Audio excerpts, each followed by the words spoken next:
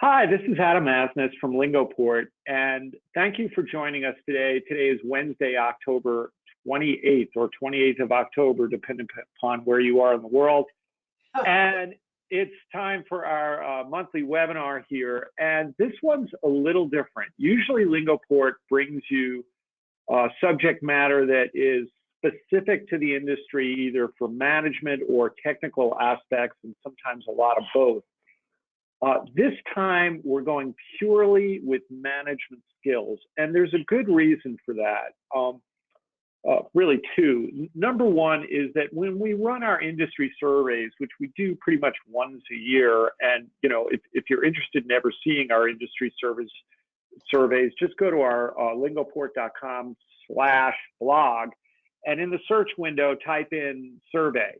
And you'll see, pages that have industry surveys. And the most common issues that come up are actually broader type issues. First of all, there's the, there are issues with keeping up with Agile, but that's sort of like a process and technology issue. But the bigger one is, are issues around leadership, getting the attention of the organizations, getting crossing that chasm between, say, the needs of globalization and the needs of executive or technical management, so that they understand that globalization isn't a matter of, just, translate a few things and then you'll be successful. There's all kinds of integration that we as professionals need to do in terms of with the marketing organizations, with stakeholders around the world, both customers and internally and the like. And so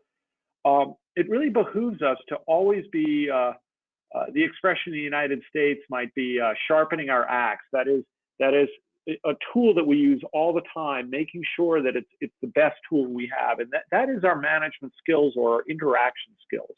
And whether you're actually a professional manager or not, you do interact with people. And so your impact on your organization has a lot to do with your basic management skills.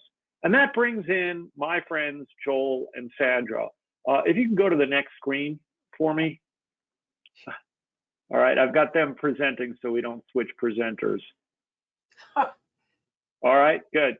All right, so I'm not going to give the professional degreed introduction that they're probably used to. You can get that by just going to the landing page for this webinar, and you'll see all their some of their accomplishments and how smart they are, how degreed they are. So which is pretty good. I mean, they're very recognized people.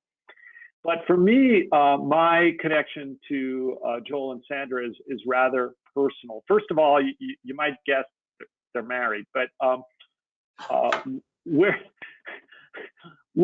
I know them since probably the mid-90s, when actually I went to Joel, who I just call him by his first name because he's a close buddy, actually as a personal therapist to help me with some things. And we kind of got to be really good friends outside of that.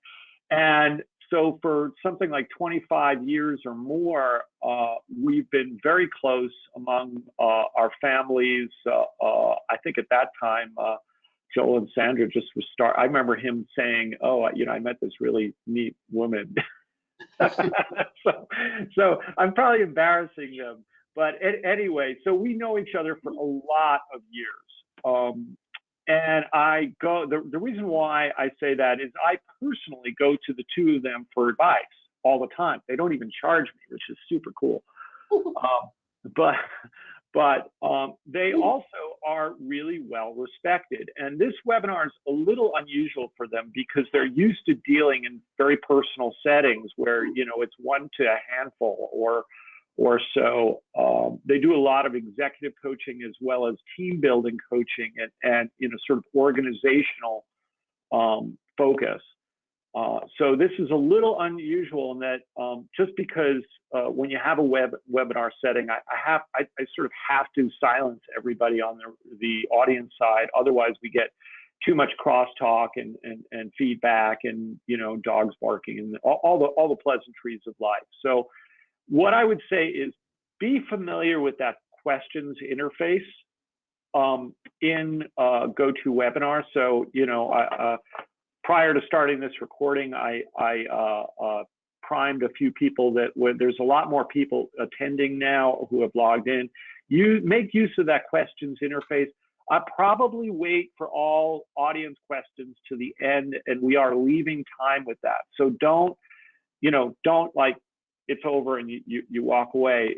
Some of the best parts of these webinars are questions in the end, and so I do invite you to ask those. My advice is always write the question down right during the webinar as it occurs to you. The reason for that is really a personal thing. I know when I have a question and I don't write it down right away, I either, one, forget it, or I think about the damn question the rest of the time and I stop listening to the webinar. So I invite you to use that Q&A. Don't wait till the end to do it, and then we'll move on. Okay, with that, I'll leave it for Joel and Sandra to take over this presentation, and you'll get a chance to know them. All right. Thank you, Adam. Okay. Yeah, and I wanted to say something before the first slide, building on something Adam said. First, the distinction between management and leadership. All of you are leaders, whether you're in a formal, you know, hierarchical role or not, and where leadership is about influencing others.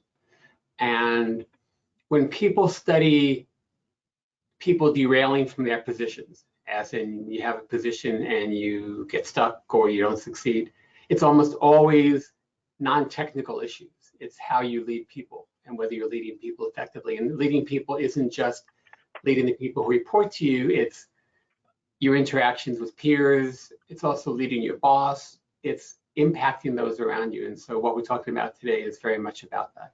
Well, and what I would add to that is, at this point, after our years of experience, what we know is the majority of behavior and performance is determined by what leaders pay attention to or don't pay attention to.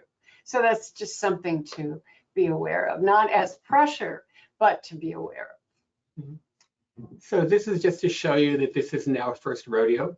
We've been around a few times. Some of our Fortune 500 clients, you'll probably recognize some of them. A smattering of other clients we've worked with over time. Where's Bell Labs? So one of the things that we're going to, this is the city of Edmonton you're seeing in front of you.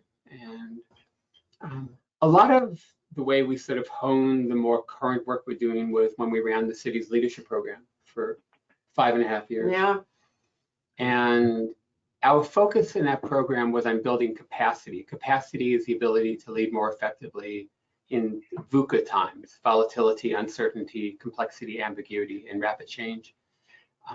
And so we were working on how you actually upgrade people's operating systems so they aren't just thinking more stuff, but they're thinking more effectively.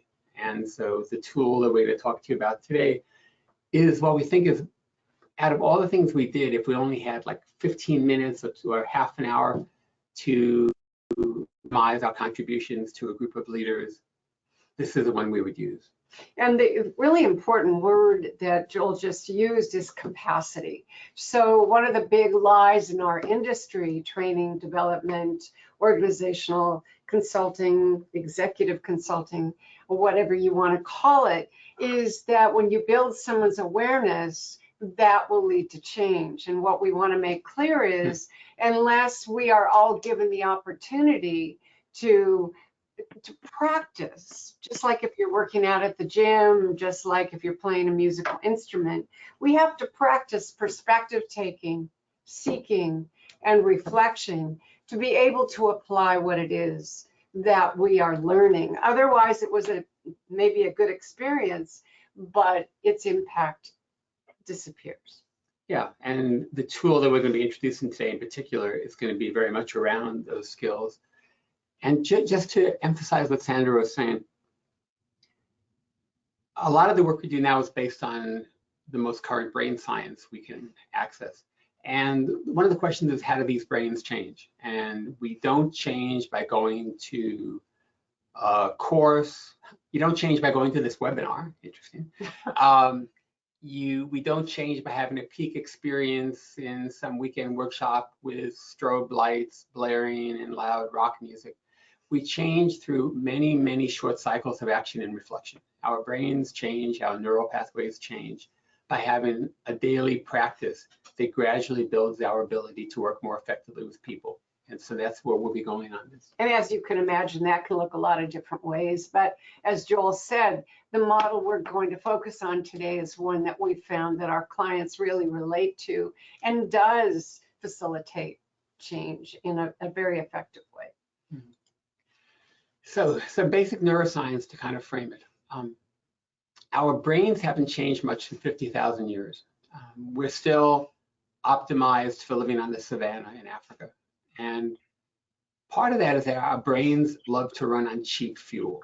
Now, cheap fuel isn't these frontal lobes in front of the brain, which are the seat of executive functions. We'll go over those in a minute, but those are things like decision-making, response flexibility, agility, empathy, intuition, insight. It's automatic processes. So our brains are designed, and this is in the part of the brain called the striatum, to operate in habit mode. And so while most of us don't want to admit it or aren't aware of it, we operate in a habit mode most of the day. We are not present. We're not actively reflecting on why are we doing what we're doing and what's really most important to us and what outcome are we looking for. We kind of go through the day, and then it takes a particular practice to shift all of that. And part of the problem is that a lot of the habits we have started before we even had conscious memory. Along about 2 years old, if you can believe that. Maybe some of you know this, but as you probably know, at 2 years old, I can't say to myself, you know what? I'm about to form a pattern or a habit. Is that going to serve me and others well? Just don't have that cognitive ability. But there is a really good bet that when we form habits that early, they get reinforced by our negativity bias in our brain, by a lot of different kinds of experiences, and they'll stay with us throughout our life unless we're lucky enough to find out, wait a minute, I have this awareness that I have these habits and I have the option to change. Now, if I don't know about my habits and patterns, if I don't change, it doesn't mean I'm not smart. It doesn't mean I don't have years and years of experience. It means I haven't had the benefit of being introduced to the possibility of building capacity that gives us freedom with those habits and patterns formed very young. Now, one thing that we were going to say at the beginning, never too late. There was somebody we were coaching a little while ago, an executive VP of one of the major banks.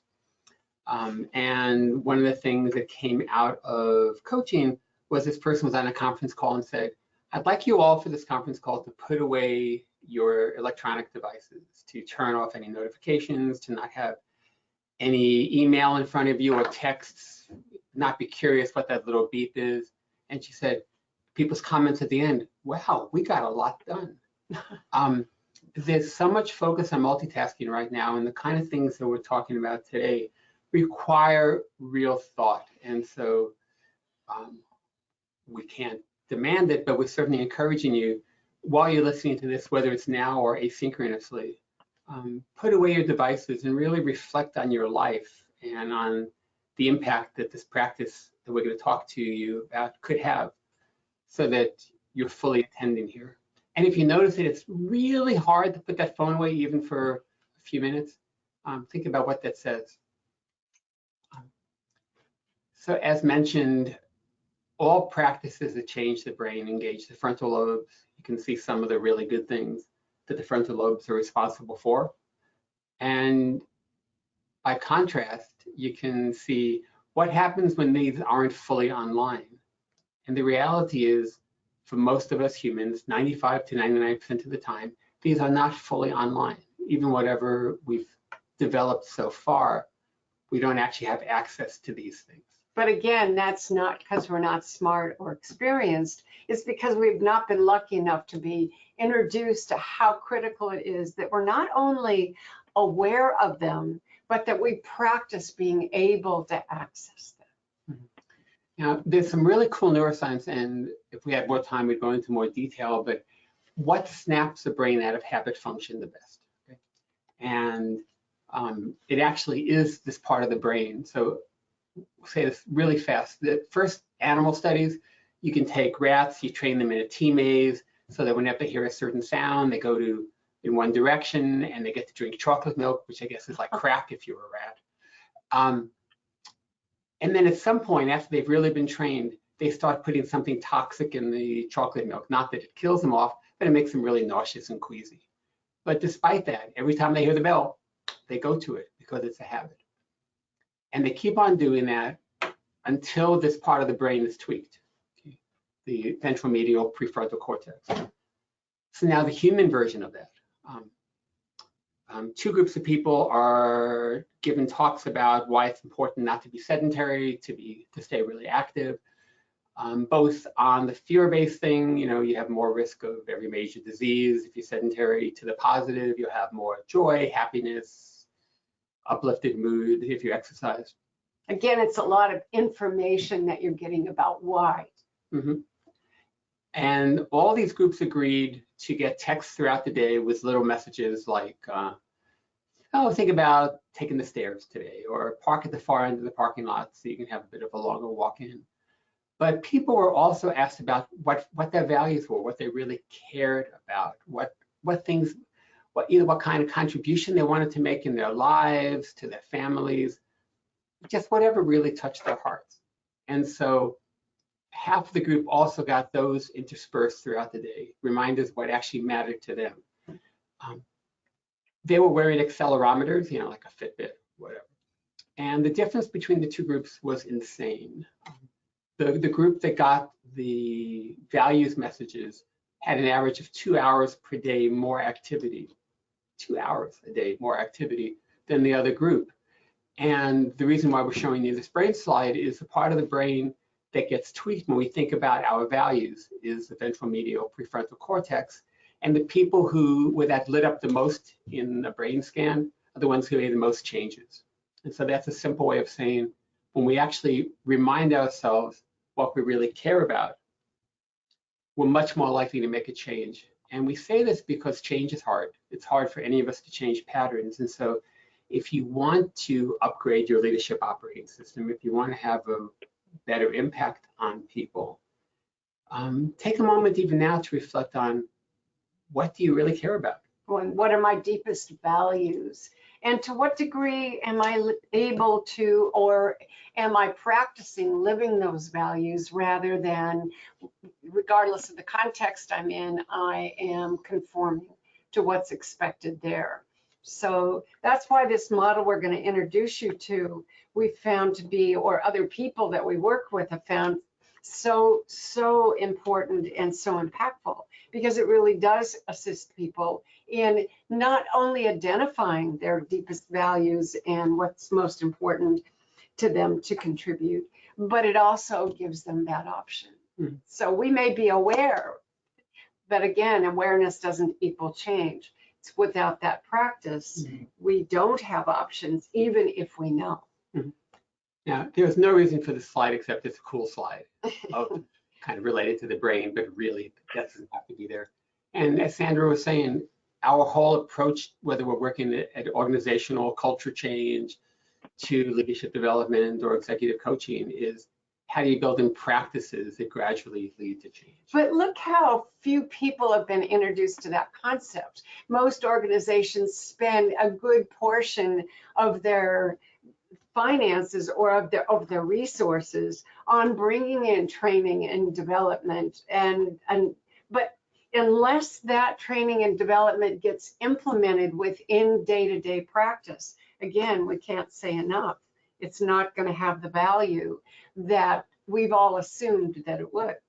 And Sandra already said that without building in more of a habit of reflection, taking action and then pausing and looking at the impact that had, our brains don't change. We say to our executive coaching clients, unless you build a reflection practice, there's no reason for us to be meeting. Hey, interestingly enough, this reflection room is in the San Diego airport as one of the places you can sit while you're waiting for your flight. A reflection room. Wow. Yeah. So one thing that we know will change your capacity is a daily reflection practice. And that means in the morning, what's my intention for today? And intention isn't so much what I want to do, but who I want to be, how I want to show up.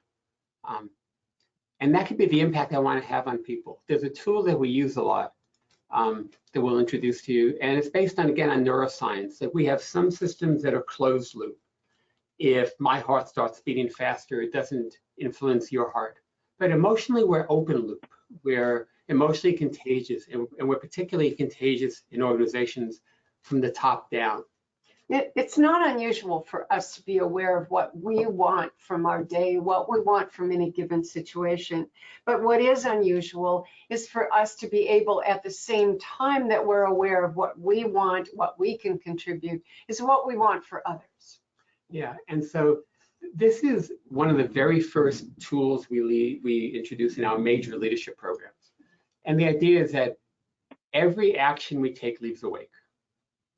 We either leave people more impacted in a positive way, more engaged, more enthused, more relaxed, more joy, or in a negative way. They are feeling more anxious, more stressed. We have a leader who put this on the wall of his office as a way that he'd remember that I'm always leaving a wake. And so the questions are, in my interactions, do I leave an aftermath, an aftertaste, or an afterglow? Or, you know, are people happy wherever you go or whenever you go? And the idea is that what we say to our leaders in these trainings is there's two important questions. One of them is, what kind of a wake are you leaving? Is it positive or negative? But the second one is a really important one. Did you even notice? And when people come back to the next session, a lot of them say, honestly, I didn't even notice. I don't notice how I impact other people. And we introduce you to this, the wake I leave, because one thing you might want to have as a goal is to leave a positive wake, is to leave people a little more energized, enthused, excited. When you're in a leadership role, whether it's formal or not, you impact a lot of people besides you. You impact the people you interact with, and then they interact with other people and they come home to families. So one option is to be thinking about, who do I want to be? And again, one option is, what kind of wake do I want to leave? And the data is, if we set an intention in the morning, try to remember as much as we can, and then at the end of the day, write down, ideally by hand, that has more of an impact on the brain. How did it go? That's reflection, yeah. Obviously. What went well? And what was the impact of that? What good things came out of it, not just for me, but for others? What opportunities were missed? But we're focusing heavily on the what went right, not what went wrong. It's really important to reflect from the compassionate inner observer, not from the kind of nasty inner critic. And that if we do that on a daily basis, we do change. Yeah, no, there's a good bet that if we do that on a daily basis, then the next day, as we start to do this repetitively in a practice kind of way, that will become a more natural way to think. And unfortunately, in our school systems, and we're not putting down our education systems, but we need to add more than what to think in our education systems. We need to learn how to think. And one of the ways that effectiveness is profoundly impacted, as we keep saying, is not just what we want and what we want to accomplish, but what we want to contribute and what we're part of. And especially as leaders, again, going back to most behavior and performance in organizations is determined by what leaders do or don't pay attention to, or do and don't. Mm-hmm. So I'm going to interject here because you gave me the permission to do that before we started. You know, I think we've all been with other workers who clearly don't see it as their as an objective to leave a positive wake, and in fact, you know, it's you know, you can think of cases where it's like, I'm not here to make you feel good. I'm here to get something done, right? So that is, you know, sort of one view. And then there's the other view of a sort of, I'll call it a more participative management style. Mm-hmm. And maybe you could just talk about that dichotomy and why this actually matters in the scope of that. You know, it's a good question. There's two articles we'll send out, or ask Adam to send out to you at the end. One of them is, there's a short article on this approach that we're going to get to next, which is how do you change your actual leadership capacity in minutes a day? That's going to be the next topic here. But the other is a longer article, but I think it's the most important thing we've written, that's about levels of development in adults as applied to leadership. So this actually maps out the different operating systems of leaders. Okay? And the bottom level is, I get things done through intimidation and fear. And we all know leaders who lead that way. You then have leaders who more just want to not make waves, just get along, please whoever they report to. Then you get to leaders who believe that they have one right way. We call it heroic leadership. I can't show any flaws. I can't say that I don't have the answer. I need to be captain of my ship. It's kind of the Captain Kirk model. You know, we'll get to Picard later on. Then there's more of a level of, I'm interactive. I engage my team more. I don't just tell them what to do, but I still have that heroic leadership. I still need to protect myself. And people are still largely objects to get things done. After that come the levels that we always train toward, which are the top leaders create conditions of safety and trust in which perspectives are freely welcomed, no one is shamed, humiliated, no eyes are rolled for any contributions, and people feel like they're all in it together toward results. And leaders at this level care deeply about the wake they leave. And the reason why we encourage you to read that article is that each level generates more sustainable success, more sustainable engagement, more sustainable retention of key people. And so all those models are operating in our systems right now, but the kind of things that we're pointed toward are just more effective. And what's really important about what you're raising, Adam, is that it's important for me to know what kind of wake I leave, but it doesn't mean I'm a selfish, limited person, that I'm not even considering that. It means I probably have been part of systems, organizational systems, school systems, that really only are looking at what I have gotten for me. And so again, we have to be introduced to options like Joel is describing and like we're introducing you to, so that we have the option to even think about, wait a minute, what kind of wake am I leaving? But you all can imagine that if the primary way I'm judged is what I have done or been responsible for others doing, is the way that it's perceived, then I'm not going to be thinking about the wake I'm leaving. I'm going to be thinking about what they've done and not make it safe, as Joel pointed out, for people to be vulnerable, the human vulnerabilities, or safe for people to be in it together, because being in it together means I might disappear. So I want the attention for me and what I've achieved. But again, that's not a bunch of selfish people. We've set up systems that reinforce individual accomplishment or not. And so we all need to be aware of that. And by the way, in North America, we are much more individually oriented. And one of the ways I'll illustrate that is that if you travel the world and you go to a collectively oriented, community-oriented culture, and someone dies, everyone comes out, or many people come out to celebrate the life of that person and assist those that have experienced loss. And as you know, in North America, we're not supposed to grieve. That's a weakness. Yeah, in fact, I mean, you can ask yourself in the organizations you work in, how much room is there to find out almost everybody has some level of grief, anticipatory grief, anxiety right now related to COVID. how okay is it to talk about that? And we have to shift back to this practice, but that openness to vulnerability is something that more, we call them later development leaders, more effective leaders cultivate in their organizations. So we're going to get to the practice. I had one other thing to say, but I totally forgot it, so it may come back. So this is the one practice, again, if we just had a few minutes, this is what we'd focus on. Doesn't have a sexy name. We call it goal, plan, action, reflection. But here's the idea. When you're going to have an interaction with humans, oh, I know what I was going to say. This is some other neuroscience. It ties into Adam's question and also what Sandra was saying.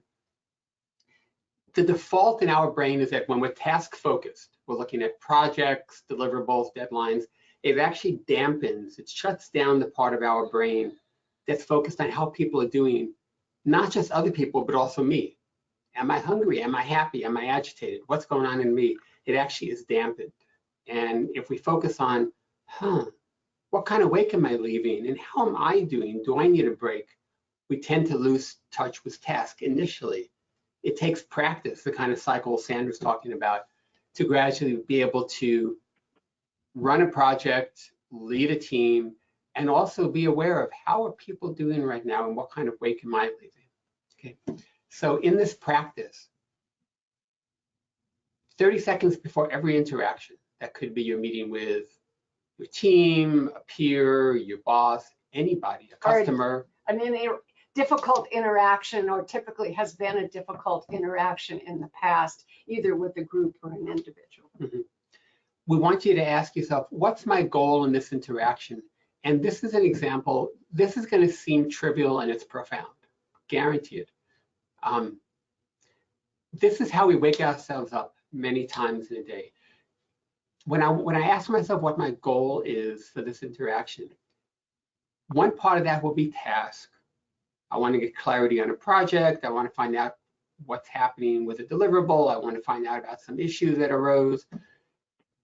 The second goal should be about people, and not just me, but the key question here is, what do I want people's experience to be at the end of this interaction? And this could be a 3-minute interaction, or it could be an hour meeting or a longer meeting. What do I want their experience to be? And we've run this activity with thousands of leaders at this point, where we've had them talk about the impact they want to have on other human beings. And they'll talk about things like, I want them to know that I have their back. I want them to feel safe. I want them to be more engaged. I want them to be more inspired. You can hear how what Joel's doing is coming back around to what we said earlier in this webinar, where we need to be aware of our deepest values, and that those are always present at the same time that we're getting the task done. Unfortunately, most of our organizations run systems or run the organizational cultures that overemphasize task and how individuals did with that task, who did and who didn't, rather than, wait a minute, I'm going to reflect. I know I'm about to either do a task or go into a situation, a meeting or interaction, and what do I want most, consistent with my deep values for myself and others. Yeah, and again, after asking this huge number of leaders, what impact do you want to have on other people? It wasn't until we did some work with an Italian grocery store chain that people started using the 4-letter word, love. I want them to feel loved. I can't do a good Italian accent because that word's usually not acceptable, but really that's what we want. We want people to feel like they can breathe, they can relax, they're okay with us. And also going back to what Adam said, some leaders operate from a position that, no, you get more out of people if you have them be sweating and worried about their job and worrying that a layoff could happen any minute, and fear-based. When we're fear-based, it shuts down the frontal lobes, it shuts down our ability to think at an optimal level. We will agitatedly get a lot done, but the quality will go down. And if I'm a leader that's over-focused, and there's no reason why I wouldn't be over-focused on how I'm seen, I can completely miss how critical it is, as Adam mentioned earlier, to get the perspectives and get people interacting together to achieve tasks. And we don't have the time in this webinar, but we urge you to take a look at complexity theory, where it's really clear that when there's no one right answer to whatever it is you were trying to resolve, which is most things to do with humans and the economy, we have to have multiple differing perspectives. And those will only come forward from people if they're part of a culture where they're comfortable being vulnerable by bringing things forward, and they're encouraged to work together. Mhm. Okay. So 30 seconds before every interaction, what's my goal, both a task goal and a people goal? And also 30 seconds before, given that goal, what's my plan to make that more likely? So we'll give you an example. We work with a very senior leader who knows he loves to give advice. You know, he goes all around and tells people exactly what they should do. And whenever he meets with somebody, his first thing is give advice. He gradually has learned that he wants to increase his operating system. He understands that system from the longer article that we'll share with you all. And he knows that part of that is getting other people's perspective. This is perspective seeking. When you actually don't just put yourself in people's shoes, that's perspective taking. When I ask what I want your experience to be, that's perspective taking. Perspective seeking is, I'm actually asking you what you care about. And so he realized that he would be a more effective leader if he got other people's opinions. What do they see? How do they see the current role? Even what's their attitude toward what they're being asked to do? And so he goes into most meetings with, I'm going to bite my tongue on telling people what to do and giving my great advice, and I'm actually going to learn more about them. I'm going to ask curious questions. And he's really excited right now because he's seeing people be more engaged. He's dealing with some very complex stuff right now in the environment. And he's seeing that he's getting more perspectives from people because they know that it's safe to give that. Each one of you hopefully has an idea both of your strengths and some of your potential pitfalls or Achilles heels. You've taken 360s, you've taken personality measures. Usually in the plan, there's something about what I've learned about myself where if I implement something, and again, it might be being more curious about other people, really listening, something that will make that goal be more likely. So again, first 30 seconds, what's my goal? What's my plan? I want to interject here a little bit. Is make sure that you're not hearing us say that an effective leader doesn't guide. A really important polarity is guiding and empowering. So we're not inferring that you're a higher level or more effective leader if what you do is bring everybody together. You don't plant, you don't give any kind of guidance. You just say, okay, here's what we need to do, do it. Let's make it happen. Rather than this is what we are set up to accomplish, and making sure everyone's on the same page with understanding what that is, and then getting people's perspectives on what it is they believe it will be strengths to accomplish that, challenges, and some strategies. But please don't hear us say that an effective leader, when Joel was giving that example of that leader, doesn't interject with, from the beginning, some things that are non-negotiable, some things that must be accomplished. Yeah, in fact, we'll share a third article with you that we call it the vital attitude of co-responsibility, of how you go into even difficult conversations, particularly with direct reports. And so, kind of building on what Sandra was saying, a goal could be, I need to let somebody know that there are some serious issues in their performance. And that could even be to the level of things that are happening right now that are not acceptable for that person to stay in their role. And yet I can also have a goal of, and I want that person to know I have their back and that I'm there for them and that I want them to succeed. So it's not just whatever they want. Okay, so goal and plan. Then hopefully during the meeting, we're taking mindful action. We're remembering what we said we would do. Because remember, again, we go into habit mode really quickly unless we remind ourselves somehow. So and let's remember how old most of those habits are. And most of us have not been given the opportunity or the option to reflect on those habits. So if all of a sudden we're going to try to operate outside of habit mode, whoa, that's going to be all kinds of interference from our brain saying, whoops, is that a mistake? And yet it's really important, again, for that practice to help us do that. And so then the crucial thing is at the end of the meeting to not just grab our phone, what messages did I miss, but to take another 30 seconds. Again, these are short cycles of how did it go? What was my goal? What was my plan? What did I actually do in that meeting? And to what extent did I accomplish what I wanted to accomplish in that meeting?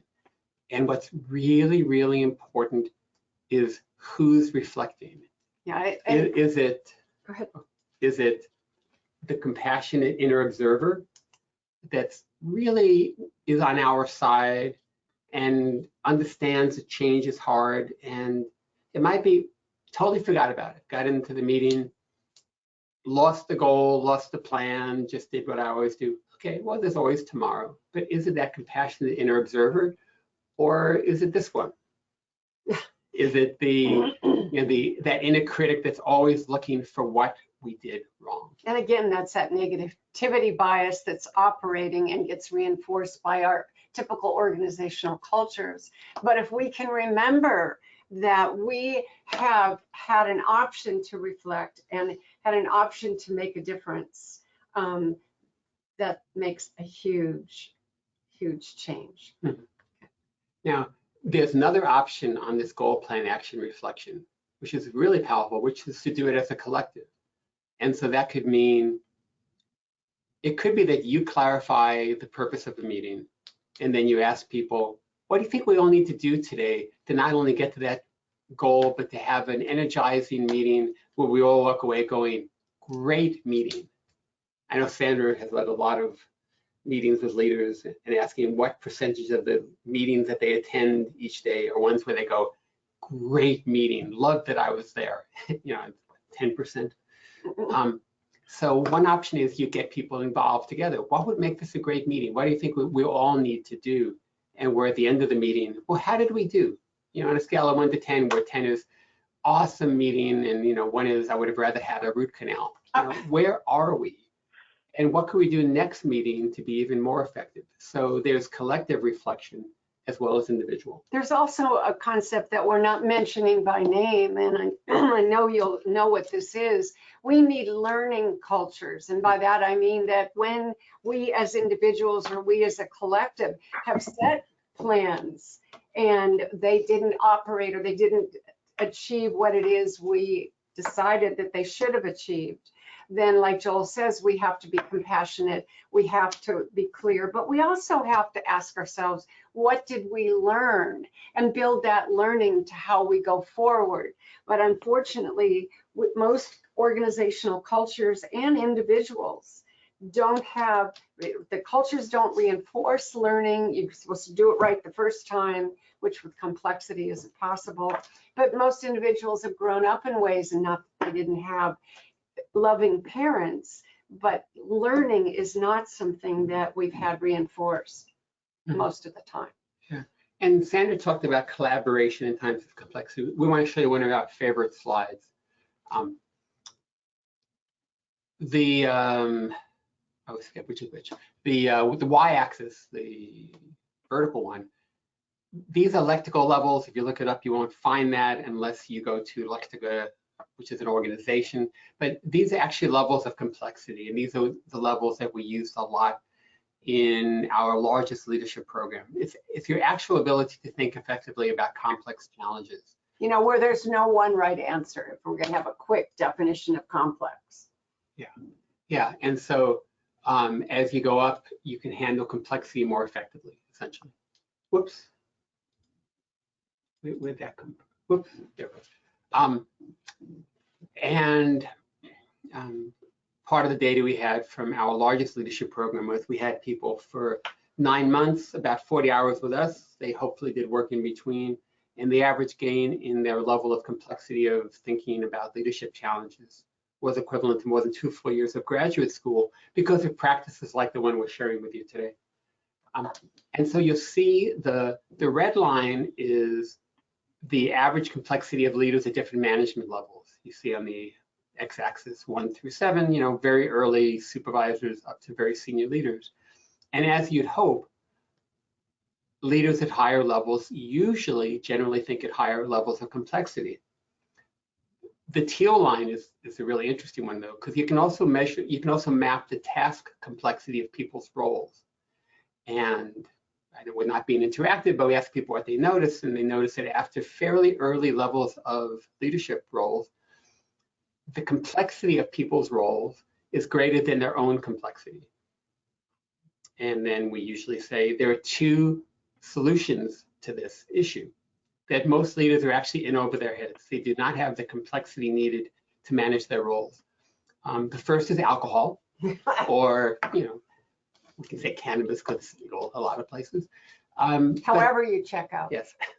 But the second thing is collaboration, that the difference between that teal line and the red line that's about one lexical level is what you make up by having a collaborative environment where people have the safety and trust to feel like they can share their best ideas.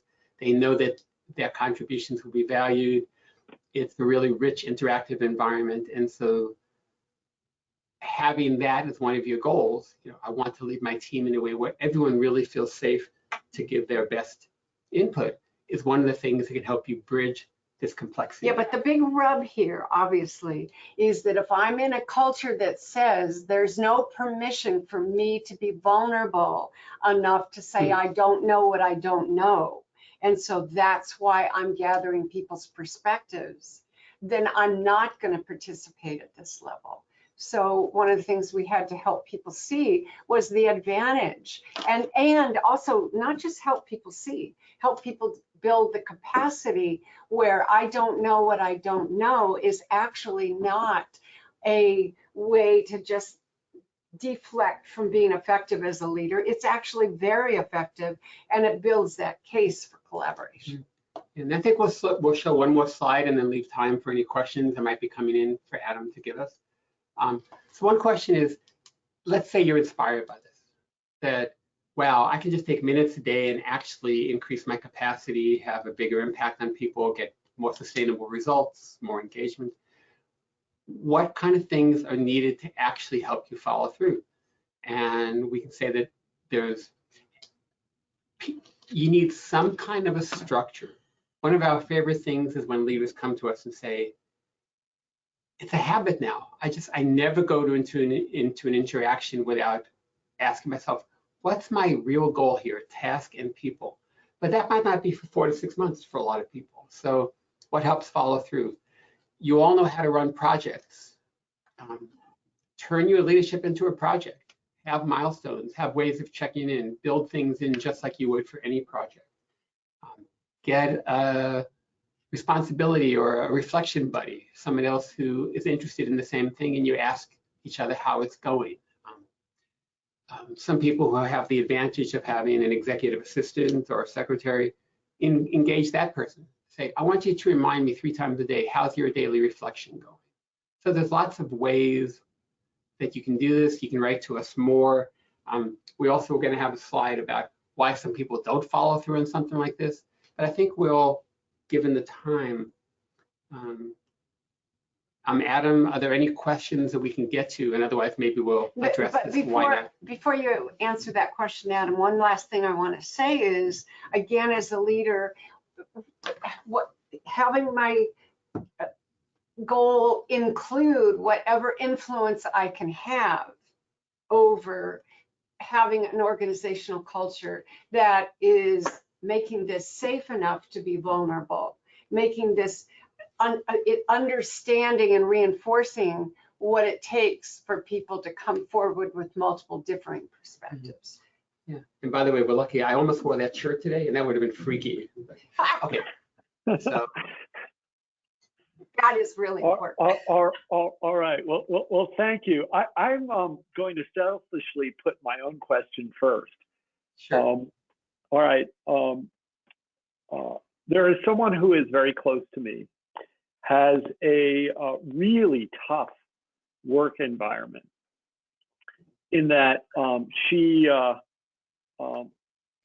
in a profession that really puts newbies kind of through the ringers. It is not uncommon. It's actually more common that her work week is about 80 hours long with freak out deadlines left and right, right?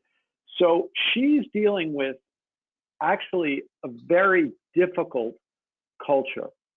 And she's now been asked to push back when she needs to, which is a difficult thing for a young person to do.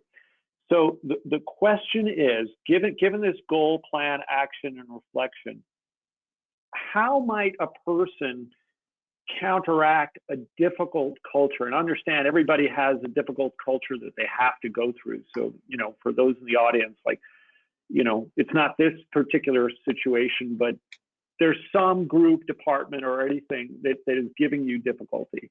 Maybe it's a spouse. but anyway, how do you counteract a difficult culture that you're not willing to walk away from? Yeah, I have the first one and then take a crack. Well, go ahead. Yeah, when people are in situations like that,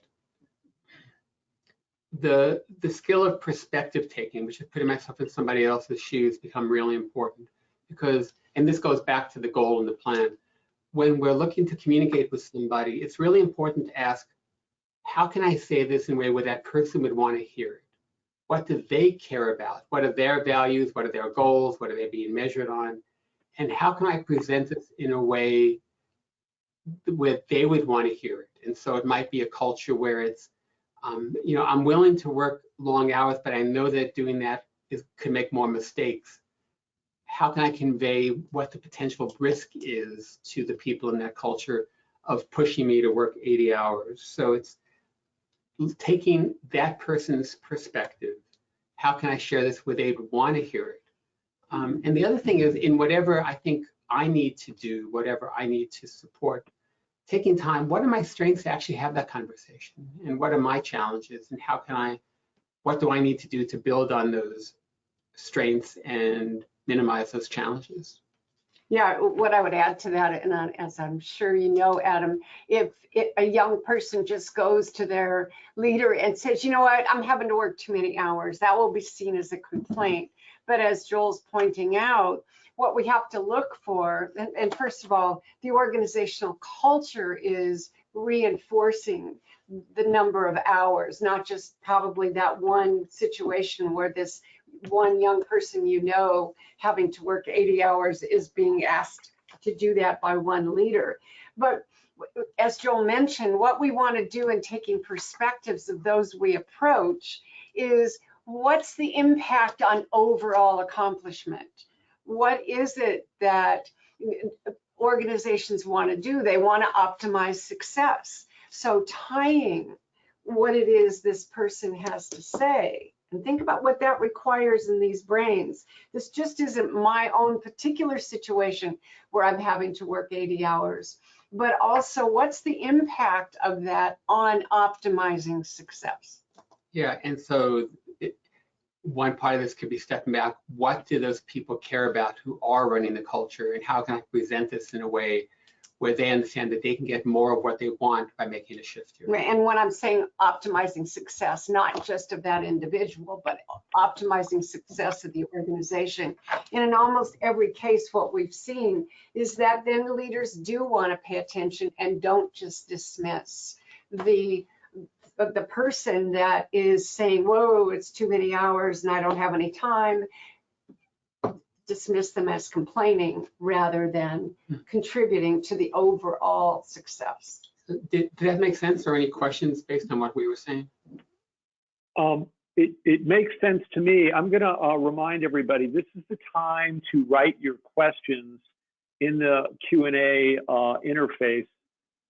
I will take them as they come in. I have two questions here as well, but we have time. We'll stay on to answer all questions. And I know that these can be sometimes sort of personal. I promise I won't say your name, I do see your name, but that's never made public. And Adam, just so we know, how much time do we have? Because we can go. Technically, we have 5 minutes till the top of the hour. I have a history of going over people that attend these fairly regularly. I'll never cut off for Q&A. Okay, that's fine. Always keep going. We won't if people need to leave, they can. I will say, looking at this attendee list, everybody's still on, so you're saying good stuff. I had this question here. I have a hard time focusing during the day. What might help? Yeah. The ability to focus our minds is no different than, I think Sandra said earlier, the ability to learn a musical instrument or to get better at a sport. We can't will it. And what that means is that it's a gradual process. Right now, there's a really good free program out called Mindfulness Daily at Work. If you go to soundstrue.com, it's still free. You just put out Mindfulness Daily at Work. And it's a process of about 10 minutes a day of gradually learning to focus your mind. When you learn to focus your mind, it actually strengthens a part of the brain called the ACC, the anterior cingulate cortex. It gets thicker just the way a muscle gets thicker, with a very gradual process, because most of us do have monkey minds. And we've been trained that way with media and electronics. So it takes some work. It's also what? I'm just joking. That isn't totally me, monkey mind. I'm always like, oh yeah, shiny. That's all of us, if we're honest. And by the way, the ACC is the part of the brain that's also impacted by attention deficit medication, but we can learn to do it ourselves. So the other thing is that when we're in reactive mode, so say it quickly, this is called polyvagal theory if you want to look it up more. We're designed to always look for safety. We first look for safety in social engagement, in our connection with other people. If we're not getting it there, we move into fight, flight, agitated mode. If that doesn't work, we move into shutdown.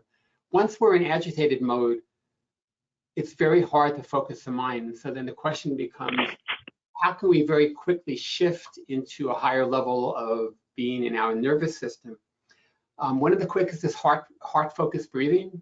If you're in a situation where you can do that, to put both of your hands on your heart and just breathe in slowly 5-6 times into your heart. Focusing on things you care about, things you're grateful for, people you love, people who love you. In a minute, most all of us can shift our nervous system. So suddenly we have much more of an ability to stay focused.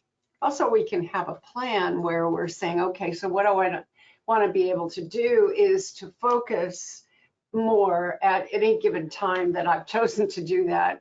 What assists me? Have me gather information. What assists me in staying focused, and what gets in my way, and what are my strategies? Take a look at this quote by Sharon Salzberg.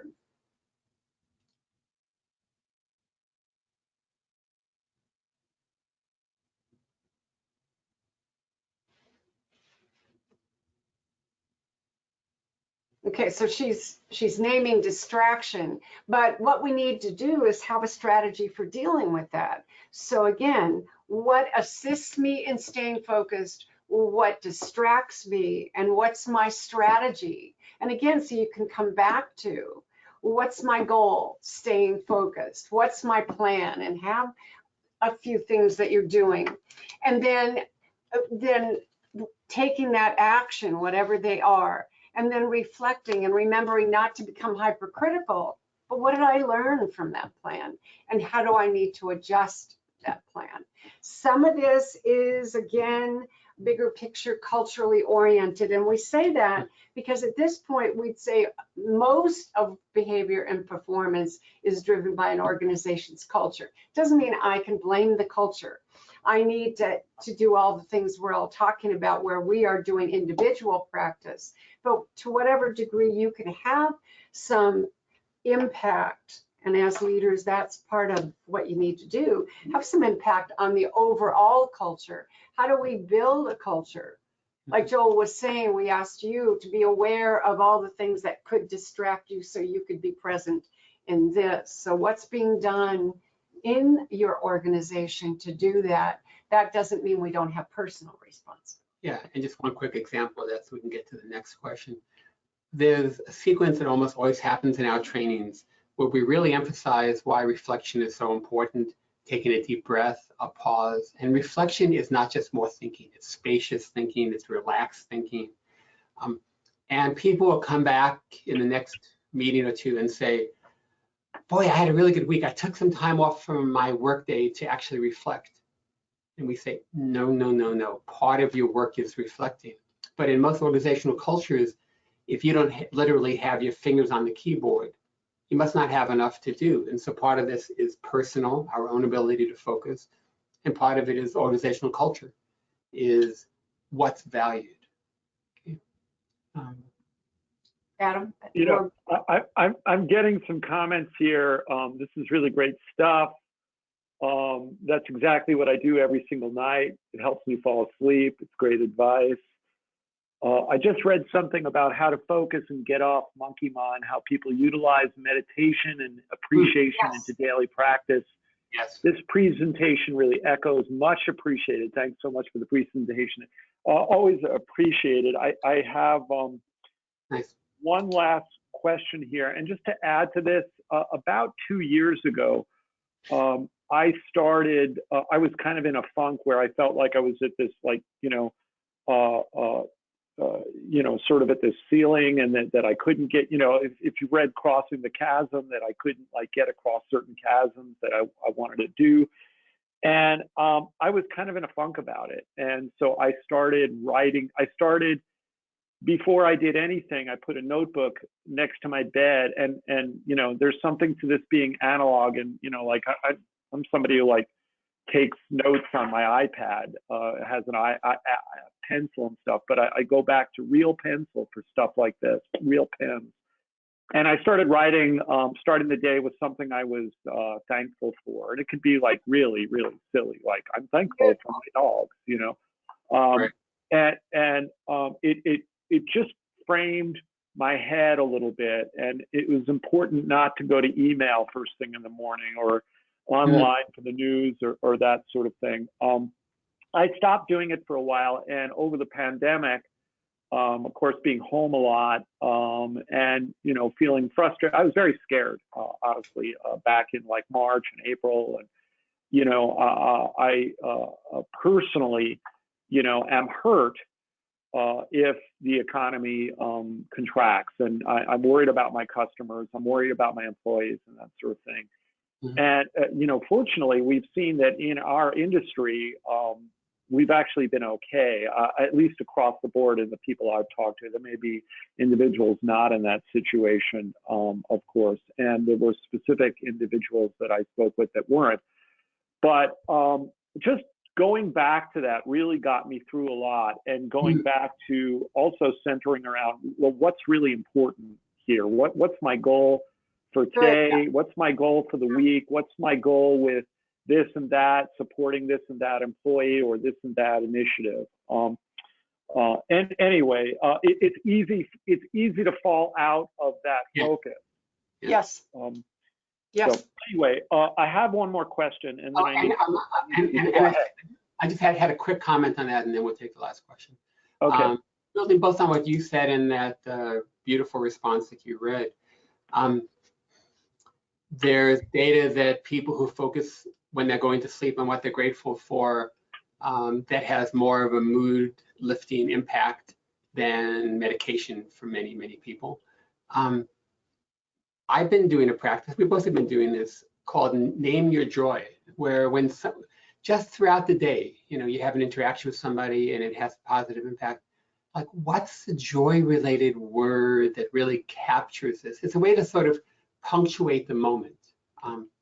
The joy of contribution, the joy of helping somebody learn, the joy of impacting somebody's life, the joy of even making a meal and putting love into what I'm doing and that I'm nurturing those who I care about. So this is personal and professional. And hopefully you understand that this goal plan action reflection is at least, actually it's more impactful in your home life. One of our favorite things in our trainings is when people go, yeah, you know, these tools are really helping with my team, but man, they're helping with my teenager. So, okay, so the last question. All right. I'm already hard on myself. It's hard to imagine doing this without being self-critical. Yeah, and that's so important, and that's why we keep coming back to when you're reflecting after you've had a plan, you've had a goal, you've had a plan, you've taken action. But the absolutely most important part is to have practiced something like compassion at night and mindfulness, having ways to open up how you see yourself and others so that you're not just hypercritical. We all need to know, and we've mentioned it a couple times, that we have a negativity bias that can take over and it can reinforce our habits and patterns that we develop, like we said, when we're little. So we need to be aware of what are those habits and patterns when we've made a mistake. What kind of cultures, organizational cultures, are we part of, and how are they treating mistakes? Not so we're not accountable, but so that we're not overly critical, then we can't learn. Yeah, and explore the work of Kristen Neff, N-E-F-F. She has done probably the most wonderful work around self-compassion. There's practices where you imagine the compassion you have for your friend or for your child, and then you turn that back toward yourself. As Sandra said, it's not a design flaw. It was really functional on the savannah to have a negativity bias, to be always worried about what could go wrong because we were prey as much as we were predator. But the brain hasn't changed, and so our brains, in the words of Rick Hansen, a neuropsychologist, are Teflon for positive experiences and Velcro for negative. Negative things stick right away, positive things slip off. We have to actually learn to take in the positives. Things like naming that joy are one way to take in positives, to kind of, it takes 12 to 15 seconds to take in a positive. Somebody gives you an acknowledgement, hey, you did a great job. Oh, it was nothing. Well, then it is nothing to your brain. We have to learn to take in the positives, including compassion for ourselves. And so again, Rick Hansen's work is wonderful. He has a book called Resilient or Resilience. I always forget which one. Resilience, yeah. And Kristen Neff's work is brilliant too. All right. One last thing I want to say, Adam, is don't forget that complexity is really important for us all to understand, not only in our family systems and certainly in our organizational systems, that when there's no one right answer, we have to have multiple differing, not just different, perspectives on the table to have a chance at being effective. So what we tend to do, this is an example, that question of us overly focusing on us as individuals or other individuals, and we're not in it together. So again, that's not to excuse mistakes, but to see them in the perspective they need to be viewed. Mm-hmm. Yeah. Okay. Yeah. In fact, you can take those two slides we had of the Dalai Lama and the devil and just look at them and see which one you can embody more today. And that takes practice. All right. I would say one thing is I have one link from you that's already programmed in to go into everybody's follow-up emails. Send me whatever else you got. So it'll you know, maybe we'll have like a little bit of a Lingopalooza here that goes out on this. Thank you so much. This is a very well thought out presentation. Appreciate that very much. And you lending your expertise here to our audience. And if people have a follow-on question that you wish you asked, just you know, send it to me or send it to partners at Clear Impact. I'm sure that Joel and Sandra will be more than happy to answer that for you. And thanks, you know, like, geez, only 2 people left early. That's that's very unusual. So I guess I guess this hit a chord. Thanks for the kudos here on that a few of you wrote as well. Take care, everyone, and the recording will go out to you automatically. Nothing you need to do. So anyway. Thank you for asking us, Adam. Bye. All right. Thank you very much. All right. Bye-bye.